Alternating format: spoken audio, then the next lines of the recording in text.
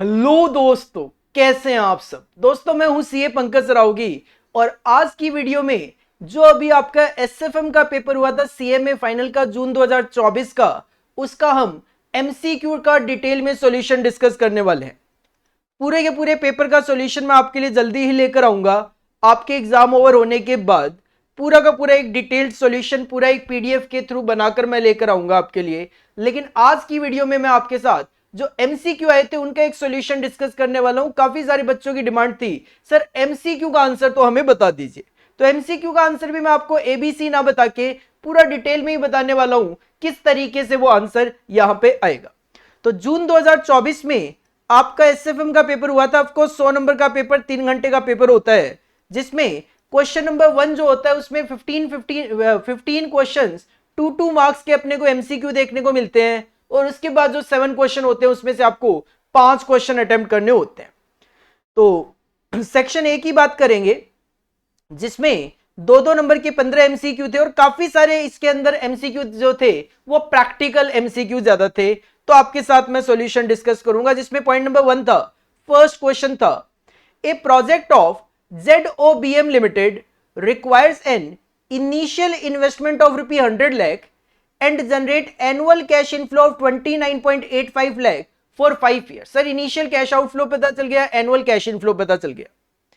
If the risk-free rate of discount is 10% and the premium for the normal risk of the company is 3%, risk free rate है 10% का और जो normal risk हम assume करके चल रहे हैं उसके लिए 3% का प्रीमियम, तो 13% का डिस्काउंट रेट तो वैसे ही हो गया। लेकिन क्वेश्चन कहते हैं what is the maximum premium for अब नॉर्मल रिस्क। कहते हैं कुछ अब नॉर्मल रिस्क भी हो सकती है, उसके लिए कोई प्रीमियम हो that can be earned on this project, तो वो कैलकुलेट करके बताओ। और उसके लिए आपको आईआरआर मेथड यूज करना है। आपके पास present value interest factor annuity given थे 13% के, क्वेश्चन 5 साल का था तो आपको 5 साल के ही गिवन होंगे, 14% के और 15% के गिवन थे। तो देखो हम जब आईआरआर कैलकुलेशन की बात करते हैं और जहां पे हम कहते हैं जब हर साल का एनुअल कैश इनफ्लो सेम होता है तो स्टेप नंबर 1 होता है आईआरआर का PVIFA एट IRR, जिसका फॉर्मूला होता है इनिशियल कैश आउटफ्लो अपॉन में annual cash inflow. Initial cash outflow 100 lakh था और एनुअल कैश इनफ्लो आपका 29.85 लाख था, तो आपके फैक्टर आए 3.35। हमारे पास जो फैक्टर थे इसमें जब मैंने 3.35 ढूंढा तो 15% है, इसका मतलब इंटरनल रेट ऑफ रिटर्न 15% है। तो ज्यादा से ज्यादा मैं कॉस्ट ऑफ कैपिटल कितनी बियर कर सकता हूं, 15%। सर यहां पे रिस्क फ्री रेट था 10, नॉर्मल रिस्क के प्रीमियम 3%, 13, इसका मतलब 2% की जो रिस्क है वो आप अब नॉर्मल के लिए यहां पे प्रीमियम अज्यूम कर सकते हो। तो आईआरआर 15% आया तो प्रीमियम फॉर अब नॉर्मल रिस्क क्या होगा, 15% आईआरआर में से 10% रिस्क फ्री रेट और 3% नॉर्मल रिस्क प्रीमियम निकाल दो तो 2% जो है वो premium of abnormal risk आपका रह जाएगा। B will be your correct answer 2 number के लिए। सेकेंड एमसीक्यू प्रैक्टिकल, इजान limited has a return on equity of 18% and plough back ratio 50%। Sir plough back ratio is nothing, retention ratio जो होता है, जो रिटेंशन रेशियो होता है उसी को बोलते हैं। अगर आप 50% रिटेन कर रहे हो इसका मतलब 50% आपका डिविडेंड पे आउट रेशियो है। यहां पे थोड़ा सा क्लियर नहीं है। The market capitalisation rate is 13%, KE का जो रेट है वो है 13% का। रिटेंशन रेशियो को सिंबल बी से इंडिकेट किया जाता है और रिटर्न ऑन इक्विटी को आर से। If the coming years earning are expected to be 4 per share, अगर 4 रुपए की अर्निंग होगी तो उसका 50% आप अगर रिटेन करोगे तो 50% डिविडेंड पे करोगे, मतलब D1 जो है वो आएगा 4 रुपए का 50% 2 रुपए। D1 जो है वो आएगा 4 रुपए का 50% 2 रुपए। क्वेश्चन कहता है what price इजान share should sell in 3 years, 3 साल के बाद ये किस प्राइस पे बेचा जाए वो बताओ। तो देखो अगर आपको प्राइस 3 साल के बाद का निकालना है तो मतलब आपको P3 निकालना है। जब आपको P1 निकालना होता है तो आप D0 लेते हो, तो P3 निकाल वो P1, जब आपको P0 निकालना होता है तो आप D1 लेते हो, तो आपको P3 निकालना है तो आपको D4 लेना पड़ेगा। फॉर्मूला होगा D4 अपॉन में KE माइनस जी, जी मतलब ग्रोथ और ग्रोथ का फॉर्मूला होता है B इंटू आर। तो सबसे पहले तो D4 निकाल लो। D1 होगा 4 रुपए की अर्निंग है, 50% का रिटेंशन है, तो 50% का डिविडेंड पे आउट 2 रुपए। अब सिंपल सी बात यह है कि आपका जो ग्रोथ रेट है वो क्या है, तो sir 50% is the retention ratio और रेट ऑफ रिटर्न आपका 18, तो 18 का 50% 9%। सर 9% आपकी ग्रोथ रेट आ रही है, तो 2 रुपए को 9% से बढ़ा दो, 2.18 होगा D2। फिर 2.18 को 9% से बढ़ा दो तो D3 होगा 2.38। फिर 2.38 को 9% से बढ़ा दो तो D4 होगा 2.59। D4 2.59 divided by KE given है 13%, माइनस B गिवन है 50% और R गिवन है 18%। इसको सॉल्व किया तो ये आया 64.75। B will be your correct answer. B will be your correct answer.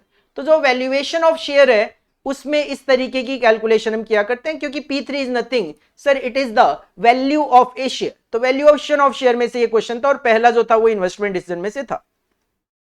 Third, again MCQ, the expected return of A portfolio John is 15%। आपको एक्सपेक्टेड रिटर्न बता दी है, पोर्टफोलियो की रिटर्न बता दी है 15%, and variance of return is 280%। Variance है 280%। If the investor tolerance is 70, what will be the investor utility.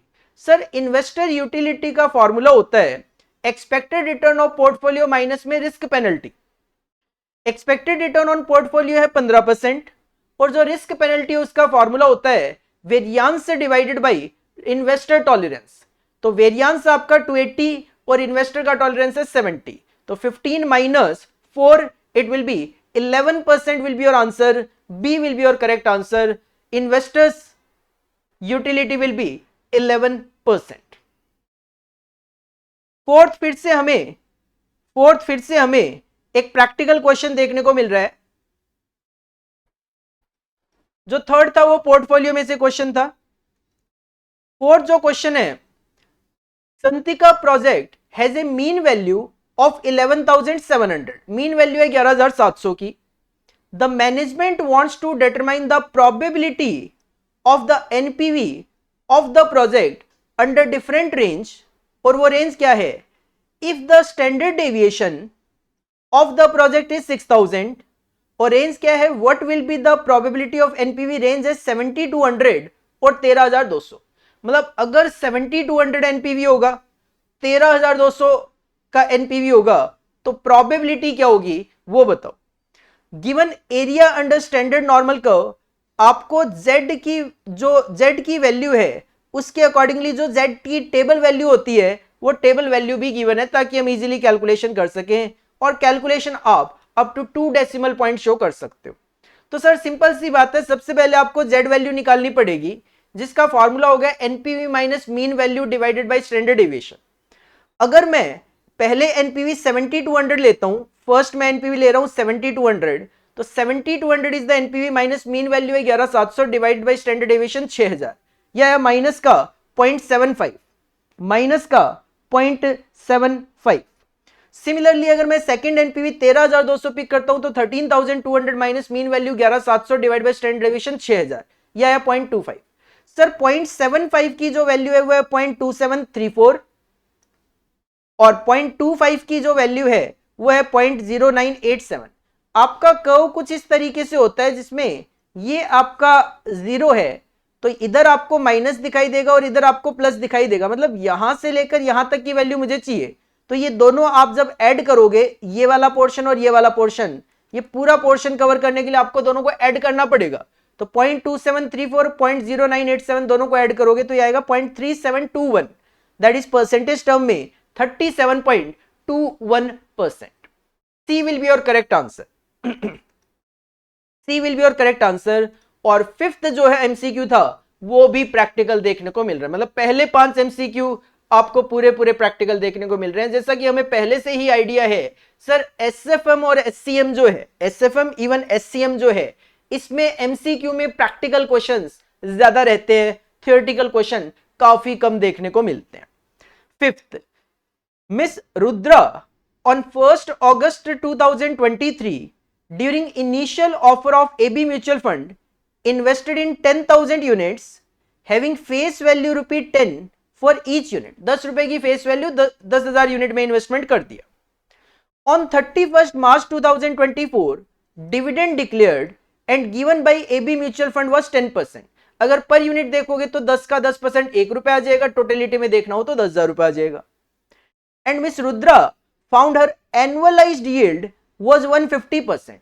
Annualised yield 150% है, लेकिन पीरियड तो अगस्त से लेकर मार्च तक की बात करें तो अगस्त, सितंबर, अक्टूबर, नवंबर, दिसंबर, जनवरी, फरवरी, मार्च, 8 महीने हुए अभी तक. तो what is the NAV as on closing NAV question जानना चाह रहा है.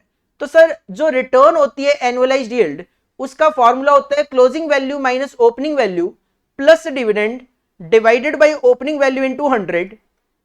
और ये कम टाइम पीरियड का है तो मल्टीप्लाई बाय 12, क्योंकि एक साल का एनुअलाइज्ड रिटर्न है और अभी पीरियड कितना हुआ है 8. तो इसको मैंने यहां पे लिखा कि 150% आपकी एनुअलाइज्ड यील्ड है. क्लोजिंग NAV आपको निकालना है. ओपनिंग NAV 10 रुपए, डिविडेंड आया 10 का 10% ₹1, क्योंकि यहाँ पे पर शेयर ही वैल्यू गिवन है तो पर शेयर ही निकाल लेते हैं. Divide by opening value 10 into 100 into annual करने के लिए 12, और अभी अगस्त से लेकर मार्च तक 8 महीने हुए हैं. इसको सॉल्व किया तो 19 आ गया.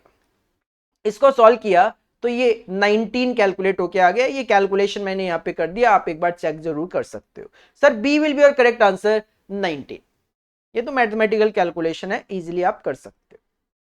तो पहले जो 5 MCQ थे वो आपको प्रैक्टिकल देखने को मिले, लेकिन इसके बाद जो 6th MCQ आया वो आपको थियोरी देखने को मिला.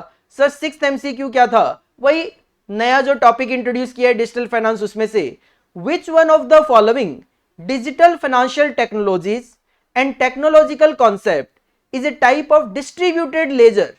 सर ब्लॉकचेन में ऐसा होता है which provide an order, time stamped and highly secured record of transaction.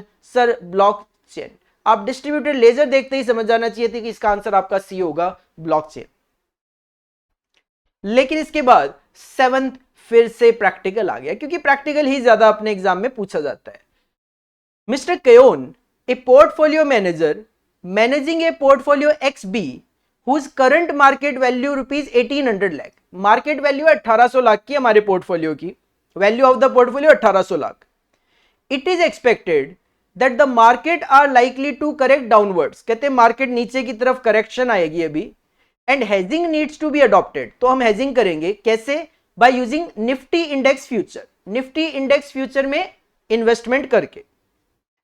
Currently index future are quoted at 8,000 रुपए का चल रहा है, with each contract underlies 200 unit. तो 8,000 इंटू 200, मतलब एक कॉन्ट्रैक्ट में आपको 16 लाख रुपए इन्वेस्टमेंट करने पड़ेंगे. Mister Keon hedges 100% of his portfolio. 1800 lakh जो है टोटलिटी में हम हेजिंग करेंगे. If the number of Nifty index contract to be sold is 180. ये आपका पोर्टफोलियो है तो आपको बेचकर हेजिंग करनी पड़ेगी, सेल करके. तो कहते हैं 180 कॉन्ट्रैक्ट हमें बेचने पड़ रहे हैं 100% हेजिंग के लिए.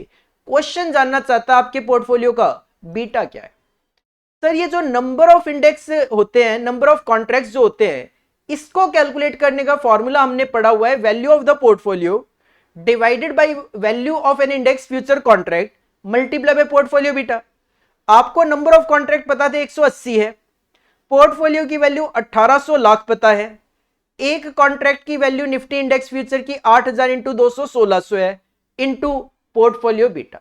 इसको अगर आप सॉल्व करोगे तो सर आपको आपका पोर्टफोलियो बीटा कैलकुलेट होके मिलेगा 1.6. A will be your correct answer.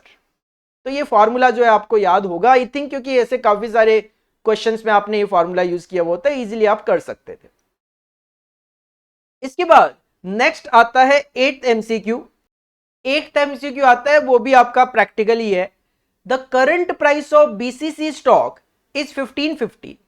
एक स्टॉक का प्राइस है अभी 1515 का, and it is expected that price of the stock में आइदर गो अप टू 1818 या फिर गो डाउन 1212. 1515 का करंट प्राइस है, ये ऊपर की तरफ 1818 जा सकता है तो नीचे की तरफ 1212 जा सकता है.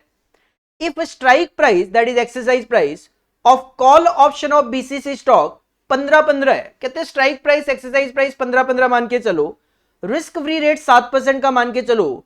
What will be the probability of decrease in stock price. मतलब ये जो लोअर प्राइस है इसके होने की क्या प्रोबेबिलिटी है, तो सर आप इसके लिए सीधा सीधा फॉर्मूला यूज कर सकते थे। प्रोबेबिलिटी ऑफ लोअर प्राइस का फॉर्मूला होता है आपका, प्रोबेबिलिटी ऑफ लोअर प्राइस का आपका फॉर्मूला होता है सीधा सीधा u माइनस एफ अपॉन में u minus D. Sir u क्या होता है, u होता है आपका upper price divided by exercise price minus e की पावर आर टी अपॉन में एफ इज द फैक्टर होते हैं जो भी रिस्क फ्री रेट है उसके फैक्टर, डिवाइडेड बाई फिर से u 18 divide by 15 minus D मतलब decrease value divided by exercise price. तो ये क्या है, 18 डिवाइड बाई 15 किया तो 1.2 माइनस ये क्या है 7%, तो 1 प्लस आर मतलब 1.07, ये फिर से 1.2 आ गया, 12 डिवाइड बाई 15 15.8, इसको सॉल्व किया ये आया 0.325, मतलब 0.325 इज द प्रोबेबिलिटी कि प्राइस जो है 1212 जाएगा, बाकी जो प्रोबेबिलिटी है वो हायर प्राइस की रहेगी। अपने को तो लोअर की बतानी है, तो that will be the correct answer 0.325। तो सीधा सीधा आप फॉर्मूला यूज कर सकते थे u माइनस एफ अपॉन में u माइनस डी, आपको बताया हुआ है क्लासेस के अंदर। इसके बाद 9th और 10th जो है वो आपको फिर से थियोरेटिकल देखने को मिल रहे हैं। If conclusions and opinions of equity analysts and other experts based on publicly available information are reflected in stock prices। अगर जो conclusions है और opinions है equity analyst की, other experts की, वो अगर publicly available information के accordingly prices में दिखाई दे, तो जो stock market है that exhibit weak form of efficiency, sir yes, semi strong form of efficiency भी आप कह सकते हो, inefficiency तो हम नहीं बोलते, तो D will be the correct answer. Sir इसको आप वीक फॉर्म ऑफ एफिशिएंसी या फिर semi strong form of efficiency बोल सकते हो जब आपको स्टॉक प्राइसेस में रिफ्लेक्शन दिखाई दे of the publicly available information. और 10th भी जैसा कि मैंने कहा थियोरेटिकली था, which one of the following Greek alphabets with respect to option measures the sensitivity of option price with respect to its time to expiry, that is time value of an option, sir this is theta, rho theta, ये जो आप पढ़ते हो sir ये theta के अंदर आपको देखने को मिलता है। मतलब 10 में से 3 आपको एमसीक्यू थ्योरी और 7 आपको अभी तक प्रैक्टिकल देखने को मिल रहे थे। आगे चलते हैं सर, फिर से 11th अपने को प्रैक्टिकल मिल गया। फॉरेक्स में से डेजन limited an export customer who relied on the interbank rate of rupee per US dollar 82.45/10 requested his banker to purchase a bill of US dollar 90,000। ठीक है, देखो डेजन लिमिटेड एक एक्सपोर्ट कस्टमर है, सिंपल सी बात है, अगर डेजन लिमिटेड एक्सपोर्ट करेगी तो उनको यूएस डॉलर मिलेगा, और अगर हमें यूएस डॉलर मिलेगा तो हम बैंक के पास जाएंगे सेल करने के लिए, तो bank will by the US dollar, तो वो बाइंग रेट कंसीडर करेंगे दैट इज 82.45, लेकिन एज इट इज थोड़ा ना वो कुछ मार्जिन भी लेते हैं। What is the rate to be quoted to Dezan Limited if the banker wants a margin of 0.20%, तो सर ऑफ कोर्स वो सस्ते में खरीदेंगे तब जाके उनको फायदा होगा, तो माइनस कर दो 0.20%, कैलकुलेशन 2 डेसिमल पॉइंट तक जानी है, 82.45 में से 0.20% माइनस करोगे it will be 82.29 in round off, C will be your correct answer. Sir Dezan Limited को जो भी बैंकर है वो 82.29 का प्राइस कोट करेगा, एक यूएस डॉलर 82.29 में वो खरीदेंगे डेजन लिमिटेड से। 12th आपको फिर से एक थ्योरी क्वेश्चन देखने को मिल गया, 12, 13, 14 ये जो 3 है फिर से आपको थ्योरी देखने को मिल रहा है, मतलब 6 थ्योरी है 15 में से और 9 आपको प्रैक्टिकल देखने को मिल रहे हैं। Sir 12th, which of the following statement is or are true, कहते हैं for a characteristics line the y axis represent the return for a particular security and the x axis represent the return for the market index। Sir बिल्कुल ठीक है ये line, तो the SML line is the same as the characteristics line। Sir SML और characteristics line अलग अलग होती है। the slope of the SML is the beta for the particular security। Sir ऐसा तो नहीं है, तो फर्स्ट जो है दैट इज द करेक्ट, तो A will be your correct answer, only 1 above is the correct one. 13th की बात करें, द कॉन्सेप्ट ऑफ सिक्योरिटाइजेशन में से is associated with debt market. Sir securitisation में टोटली हम डेट मार्केट की बात करते हैं। टॉपिक पूरा का पूरा हमने थ्योरेटिकली पढ़ा भी है। रीजन बीइंग सर सिक्योरिटाइजेशन में से आपको थ्योरेटिकल क्वेश्चन देखने को मिल जाते हैं। बाकी मैं हमेशा सजेस्ट करता हूं थ्योरी जो है एसएफएम की वो आप केवल एमसीक्यू पॉइंट ऑफ व्यू से पढ़ो। बाकी तो देखो आपको प्रैक्टिकल क्वेश्चन इतने सारे मिल जाते हैं कि आप 70 आउट ऑफ 70 का प्रैक्टिकल, और इधर आपको 9 इंटू 2 18, मतलब 70 प्लस 18 88 मार्क्स का तो प्रैक्टिकली मिल रहा है, 12 नंबर का थ्योरी जो कि एमसीक्यू पॉइंट ऑफ व्यू से है, तो एमसीक्यू आप पढ़ लो केवल। 14th बी थ्योरी है, which of the following is और are the component of digital finance ecosystem. Sir ये भी पूरा का पूरा हम थ्योरेटिकली पढ़ के जाते हैं, क्योंकि हमें पता है कि डिजिटल फाइनेंस में से भी थ्योरेटिकल क्वेश्चन आते हैं। Digital money, digital asset, digital liability नहीं होता सर, तो D will be your correct answer. A and B are the digital finance ecosystem में कवर किए जाते हैं। और लास्ट जो 15 एमसीक्यू था, mister KKM an investor buy a call option. ठीक है, हमने एक कॉल ऑप्शन खरीद लिया, contract for a premium of ₹150। Sir 150 रुपए के प्रीमियम देकर मैंने कॉल ऑप्शन कॉन्ट्रैक्ट कर लिया। The exercise price is 45 and the current market price of the share is 42। Sir current market price की तो कोई रेलेवेंसी होती नहीं है, फिर भी देख लेंगे आगे जाके। If the share price after 3 month reaches ₹50, 50 रुपए पहुंच गया, एमपी हो गया 50, ईपी है 45, 5 रुपए का आपको प्रॉफिट हो रहा है। What is the profit made by the option holder on executing the option, contract है 100 शेयर का, तो सर ठीक है एमपी है 50, क्योंकि कॉल ऑप्शन में फॉर्मूला होता है एमपी माइनस ईपी, तो 50 माइनस 45, 5 रुपए आप कमा रहे हो एक शेयर पे, और 150 रुपए का आपने प्रीमियम दिया 100 पे, मतलब एक शेयर पे 1.5 रुपए का प्रीमियम दिया है, तो सिंपल सी बात है आप 3.5 रुपए पर शेयर कमा रहे हो, और 100 शेयर का कॉन्ट्रैक्ट है तो 350 रुपए आपका प्रॉफिट होगा। B will be your correct answer. Transaction charges है नहीं होते तो इसमें से माइनस हो जाते।